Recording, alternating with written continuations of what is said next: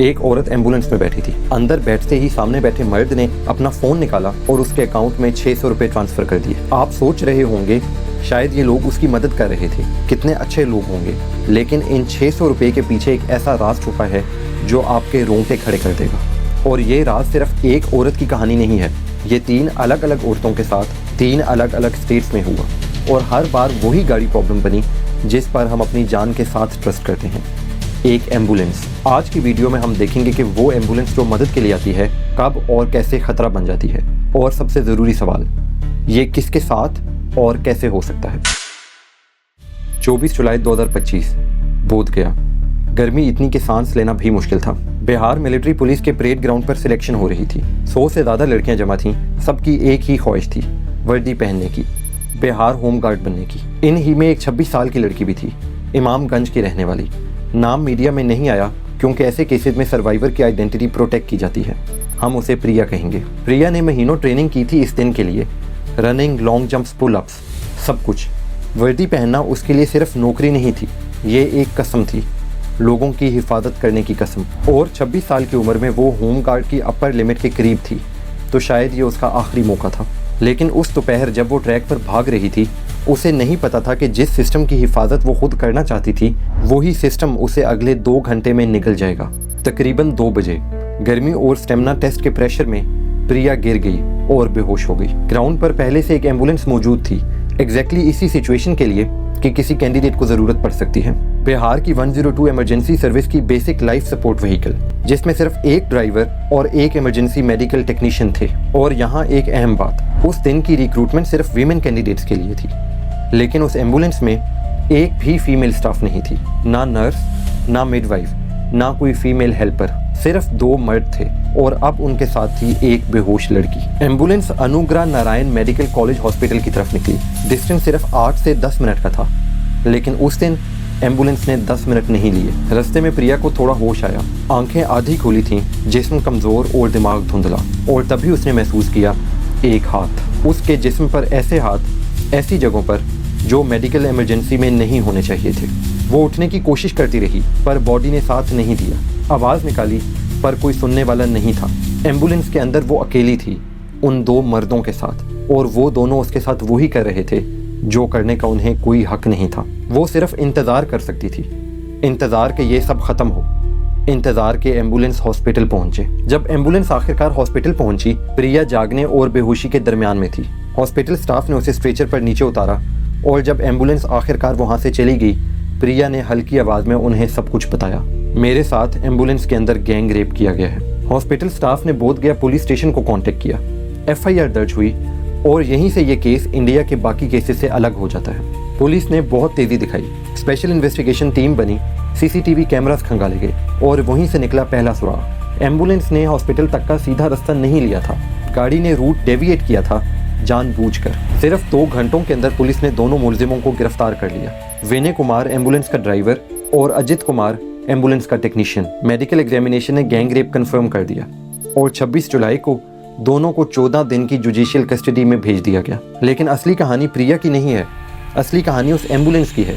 उसमें GPS tracker तो लगा था, लेकिन पुलिस को उसका कोई डाटा नहीं मिला, कोई इंटीरियर कैमरा भी नहीं था। तो उस दिन जो भी हुआ उसका कोई गवाह नहीं था, और सबसे अहम, फीमेल स्टाफ मैंडेटरी नहीं था, चाहे पूरी रिक्रूटमेंट वीमेन ओनली ही क्यों ना हो। लेकिन ये कोई आइसोलेटेड इवेंट नहीं था। 29 अगस्त 2024 लखनऊ। एक औरत, हम उसे पूजा कहेंगे, अपने शौहर हरीश की जिंदगी बचाने के लिए लड़ रही थी। हरीश कई दिनों से बीमार था। पहले बस्ती मेडिकल कॉलेज, फिर लखनऊ के इम्पीरिया न्यूरो साइंस हॉस्पिटल में भर्ती कराया, लेकिन 2 दिन बाद पूजा के पैसे खत्म हो गए। प्राइवेट हॉस्पिटल का रोज का खर्चा हजारों में था और पूजा के पास अब पैसे नहीं थे। तो उसने वो फैसला लिया जो सिर्फ एक बेबस इंसान ही कर सकता है।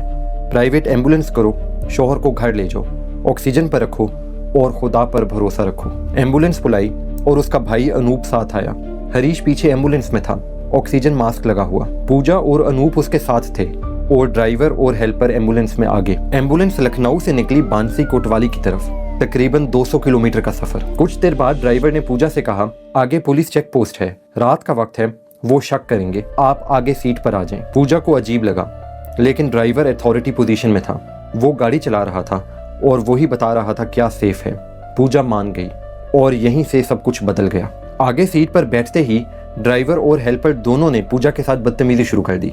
गलत बातें, गलत हाथ और जबरदस्ती। पूजा ने मना किया, आवाज उठाई। पीछे से हरीश अपनी बची कुची ताकत के साथ चिल्लाया, अनूप चिल्लाया, लेकिन एम्बुलेंस चलती रही 150 किलोमीटर तक। अपनी गाड़ी के अंदर ऑक्सीजन पर लेटे हुए एक मरते हुए इंसान के सामने, उसके भाई के सामने वो दो मर्द ये सब कर रहे थे और कोई रोक नहीं सकता था। फिर अचानक बस्ती डिस्ट्रिक्ट में एम्बुलेंस रुकी और उन्होंने जो किया वो एक जुर्म नहीं था, वो एक कातिलाना फैसला था। ड्राइवर और हेल्पर ने हरीश के मुंह से ऑक्सीजन मास्क खींचा और उसे एम्बुलेंस से बाहर फेंक दिया। अनूप को भी बाहर फेंका। पूजा का पर्स लूटा, 10,000 रुपए, जेवर और ID कार्ड निकाला। हरीश के सारे मेडिकल रिकॉर्ड्स निकाले और पूजा को भी सड़क पर फेंक कर निकल गए, अंधेरे में सूने रास्ते पर। पूजा ने 112 पर कॉल की। दूसरी एम्बुलेंस आई और हरीश को हॉस्पिटल ले जाया गया, लेकिन वो बच नहीं सका। 30 अगस्त को उसने दम तोड़ दिया।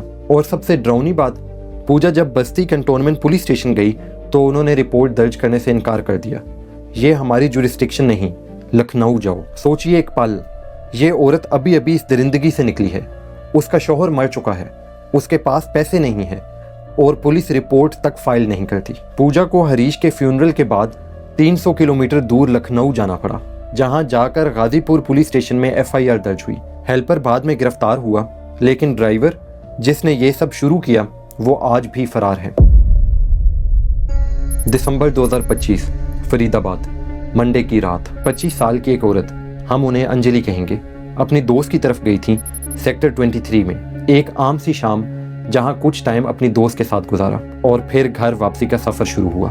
अंजलि ने पहले एक रिक्शा लिया NIT 2 चौक टाउनशिप एरिया तक। घर अभी दूर था तो वहां से वो पैदल आगे चल पड़ी मेट्रो चौक की तरफ, ताकि एक और राइड पकड़ सकें और घर तक पहुंच सकें। रात के 12 बज रहे थे। फॉग इतनी ज्यादा कि 10 फीट आगे देखना मुश्किल था। फरीदाबाद की सड़कें खाली थीं और अंजलि एक इंटरसेक्शन पार कर रही थी, दूसरी सवारी की तलाश में। उसी वक्त एक गाड़ी रुकी, एक प्राइवेट हॉस्पिटल की एम्बुलेंस जिसमें ड्राइवर और हेल्पर बैठे थे। उन्होंने लिफ्ट ऑफर की। अंजलि ने सोचा एम्बुलेंस है, हॉस्पिटल की गाड़ी है। इतनी ज्यादा फॉग में और रात के 12 बजे ये शायद सबसे सेफ ऑप्शन लग रहा था।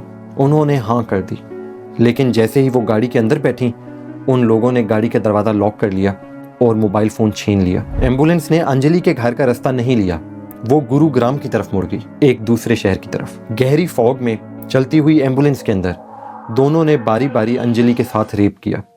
अंजलि ने बाद में एक वीडियो मैसेज में बताया, जैसे ही मैं अंदर बैठी, एक ने मेरे पेटीएम पे 600 रुपए ट्रांसफर कर दिए, फिर गाड़ी लॉक की, मेरा मोबाइल छीन लिया। मैं चिल्लाई, लेकिन मदद करने को कोई नहीं था।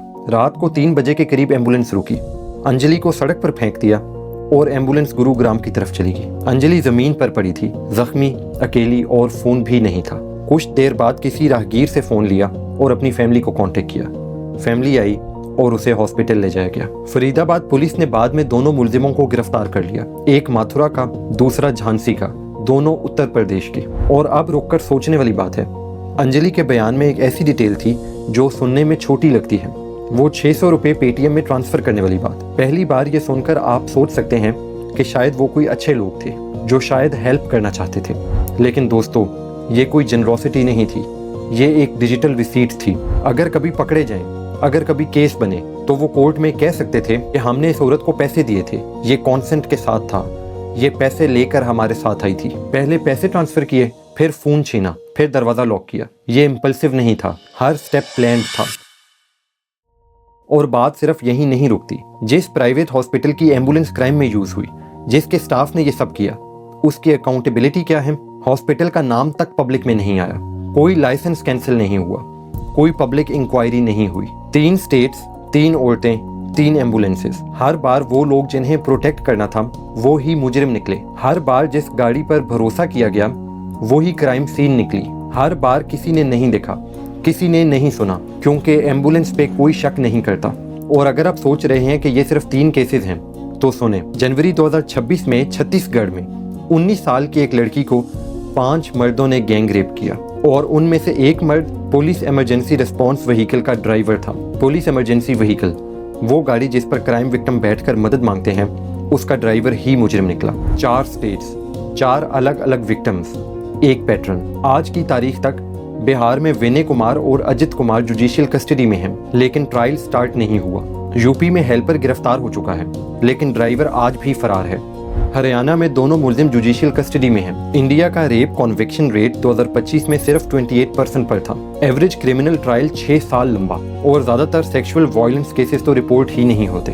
आप क्या सोचते हैं, अगर एम्बुलेंसेज भी सेफ नहीं तो वो कौन सा सिस्टम है जिस पर भरोसा किया जा सकता है? अपने व्यूज़ कमेंट सेक्शन में बताएं।